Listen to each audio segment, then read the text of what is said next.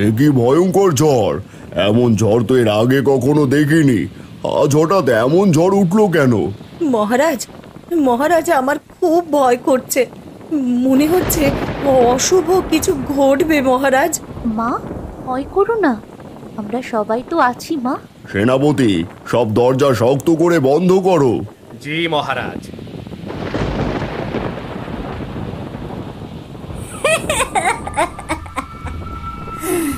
রাজকন্যা আমার হাতে বন্দি হবে।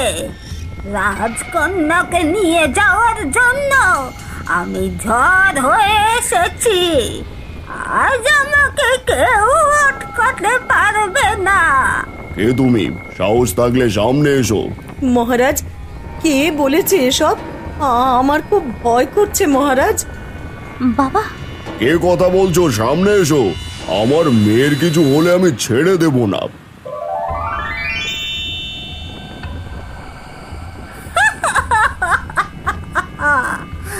আমি অভিশপ্ত ঝড়, আমার সঙ্গে তোরা কেউ পারবে না। আমার শক্তির কাছে তোরা সবাই তুচ্ছ। আমি রাজকুমারীকে নিতে এসেছি, নিয়েই যাব।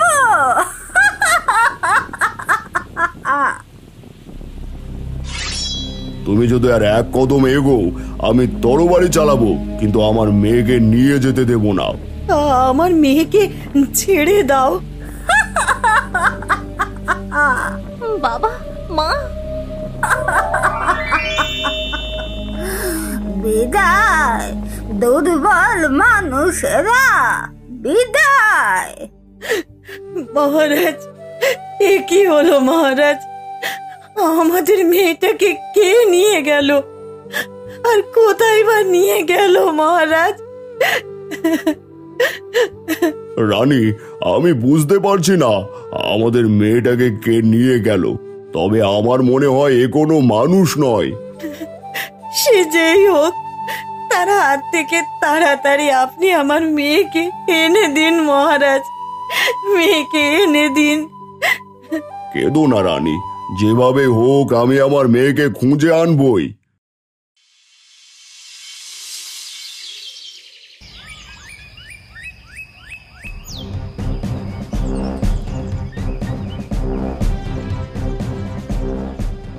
সৈন্যরা, খালি হাতে ফিরে এসেছো কেন? রাজকুমারী কোথায়? মহারাজ, আমরা জঙ্গল পাহাড় সব জায়গায় খুঁজেছি, কিন্তু কোথাও রাজকুমারীর কোনো চিহ্ন পাওয়া যায়নি মহারাজ। তাহলে তাহলে আমার অনুরাধা কোথায়? মহারাজ, আপনি আমার অনুরাধাকে এনে দিন মহারাজ। এই মহলে আমি আমার মেয়েকে ছাড়া থাকতে পারবো না, থাকতে পারবো না মহারাজ। মহামন্ত্রী, তাহলে রাজকন্যা কোথায়? আপনি রাজকন্যাকে খুঁজে বের করার কি ব্যবস্থা করেছেন? মহারাজ, উত্তেজিত হবেন না।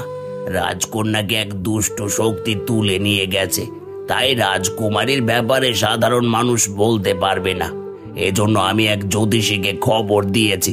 কিছুক্ষণের মধ্যেই জ্যোতিষী রাজদরবারে হাজির হবে। তার কাছ থেকেই রাজকন্যার ব্যাপারে সবকিছু জানা যাবে।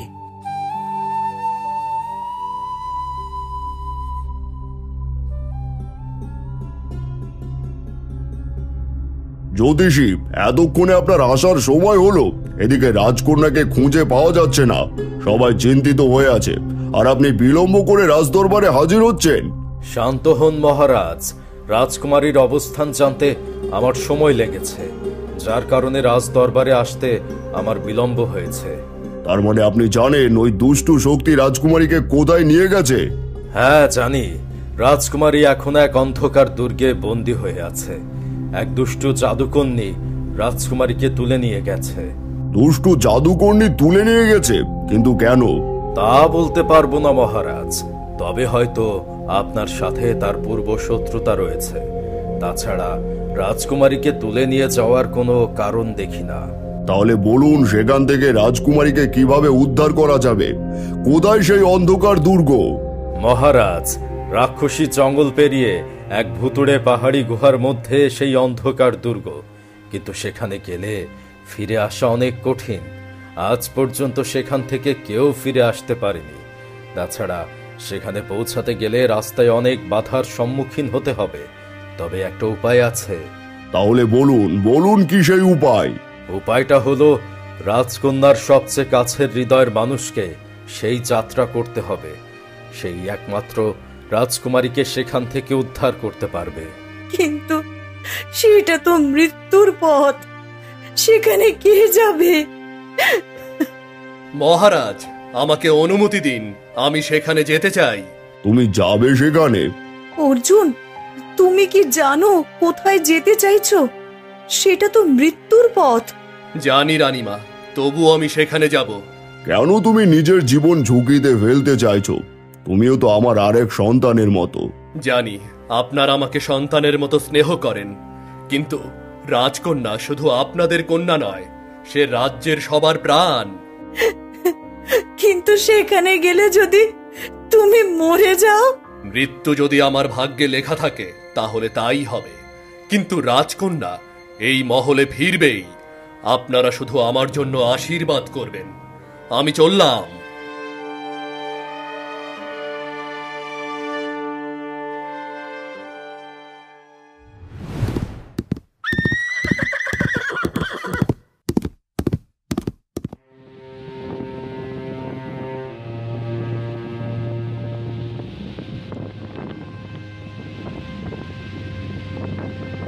এ কি, এতক্ষণে তো সবকিছু শান্ত ছিল, হঠাৎ ঝড় এলো কোথা থেকে? না, আমাকে এই ঝড় উপেক্ষা করে আমার গন্তব্যে পৌঁছাতেই হবে।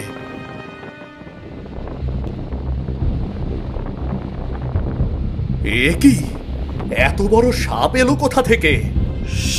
চলে যাও, পেছনে ফিরে চলে যাও, আর সামনে কোনো সাহস করো না, নয়তো তোমার ভালো হবে না। সরে যাও বিষাক্ত দানব, আমি তোমার মতো সাধারণ সাপ দেখে ভয় পাই না। আমি সাধারণ সাপ নই, আমি এই বনের সাপেদের রাজা। এখনই তুমি এখান থেকে চলে যাও, নয়তো তোমাকে জ্যান্ত গিলে খাবো। তুমি সাপদের রাজা হও আর যেই হও না কেন, আমার পথ আটকে দাঁড়ালে কেন? যে আমার পথ আটকে দাঁড়ায় তারা কেউই রেহাই পাবে না।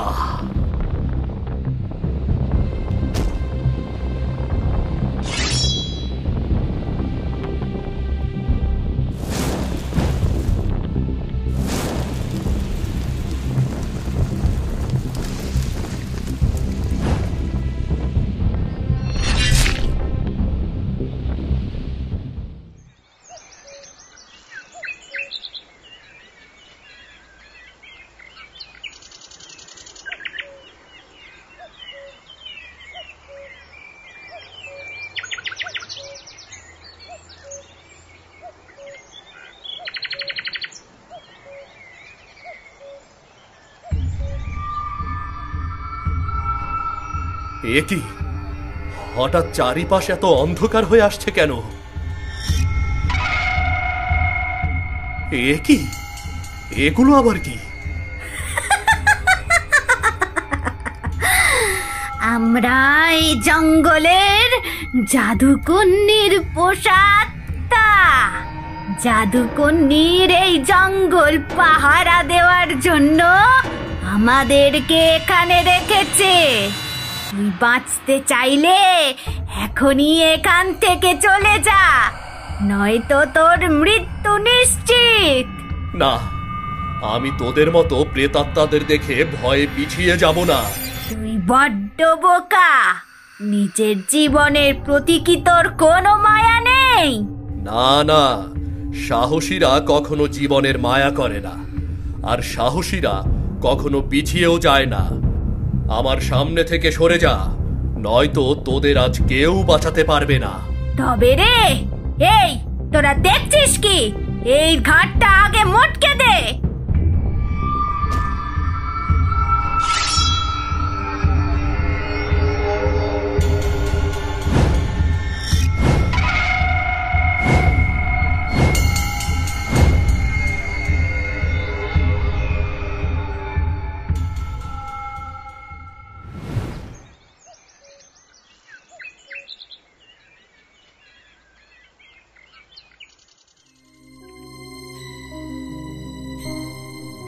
আমাকে কোথায় বন্দি করে রেখেছে? আমাকে আমাকে কি কেউ এখান থেকে নিতে আসবে না? কেউ আসবে না, কেউ না। তোকে নিতে এখানে কেউ আসতে পারবে না। এখানে যে আসা অসম্ভব। আর যদি ভুলেও কেউ এখানে এসে পড়ে, তাহলে আমার হাত থেকে বাঁচতে পারবে না। না, আমাকে কেউ না কেউ নিতে আসবেই। আর সে তোমাকে হারিয়ে আমাকে এখান থেকে নিয়ে যাবে। আমাকে কেউ হারাতে পারবে না, কারণ আমি আমার প্রাণ আমার সাথে রাখি না।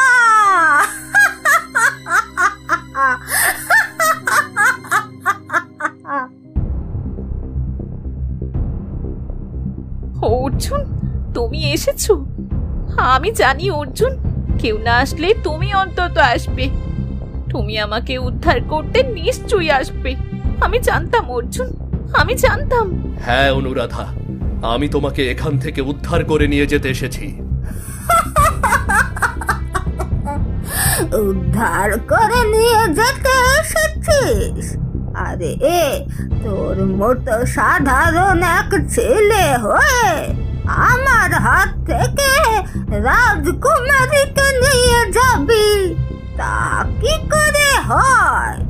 আমি রাজকুমারীকে মেরে আমার প্রতিশোধ নেবই। রাজকুমারীকে মেরে তুমি কিসের প্রতিশোধ নিতে চাও? রাজকুমারী তো কোনো অপরাধ করেনি। রাজকুমারী অপরাধ না করলেও রাজা করেছে। রাজা আমার ভাইটাকে হরিণ ভেবে তীর মেরে আমার কাছ থেকে কেড়ে নিয়েছে। এবার আমি রাজকুমারীকে মেরে রাজাকে সেই ব্যথা অনুভব করাবো। না, তুমি রাজকুমারীকে কিছুই করবে না। সে তো নিরপরাধ। তুমি তাকে ছেড়ে দাও। আর মহারাজ যদি ভুল করেও থাকে, তাহলে সে না জেনে ভুল করেছে। তার জন্য কেন তুমি রাজকুমারীকে শাস্তি দেবে? কেন রাজকুমারীর শাস্তি পেতে হবে? ভুল তো ভুলই, ভুলের শাস্তি পেতেই হবে। না, আমি তোমাকে রাজকুমারীর কোনো ক্ষতি করতে দেব না। তবে রে,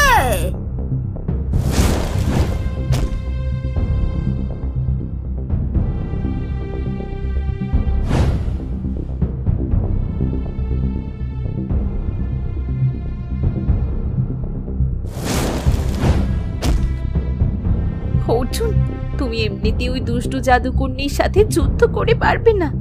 ওই জাদুকরীর আত্মা এই পাখির মধ্যে আছে।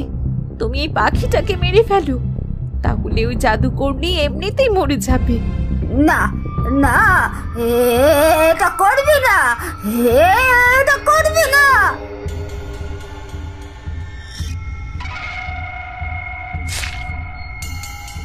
না না না,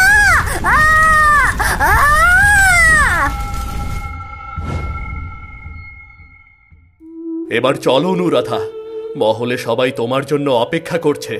হ্যাঁ, চলো তবে।